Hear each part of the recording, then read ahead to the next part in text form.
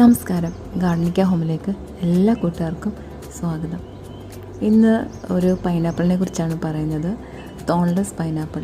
ഈ പൈനാപ്പിളിൻ്റെ പ്രത്യേകത എന്ന് പറഞ്ഞാൽ ഇതിൻ്റെ ലീഫിലൊന്നും മുള്ളില്ല. സാധാരണ പൈനാപ്പിളിനെല്ലാം അതിൻ്റെ ലീഫിൽ ഇങ്ങനെ അറ്റത്ത് മുള്ളിങ്ങനെ കാണും. അത് നമുക്ക് ഭയങ്കര ബുദ്ധിമുട്ടാണ്. ആ പൈനാപ്പിൾ നമ്മൾ പറിച്ചെടുക്കുന്ന സമയത്താണെങ്കിലും നമുക്ക് അതിൻ്റെ അടുത്തൂടെ പോയാലും എല്ലാം മുള്ളിൽ നമ്മൾ കൈയൊക്കെ ഒടുക്കുകയും നമ്മുടെ ഡ്രസ്സൊക്കെ ഒടുക്കുകയൊക്കെ ചെയ്യും. ഇതൊരു ഓർണമെൻ്റൽ പ്ലാന്റ് ആണ്.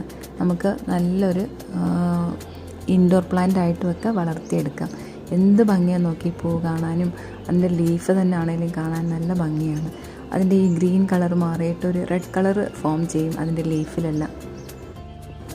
ഇപ്പോൾ ഈ പൈനാപ്പിൾ പ്ലാന്റിനകത്താണെങ്കിൽ ഈ 3 എണ്ണത്തിലും കാ പിടിച്ചിട്ടുണ്ട്. അതിൽ ഒരെണ്ണം കുറച്ച് വലുതാണ്.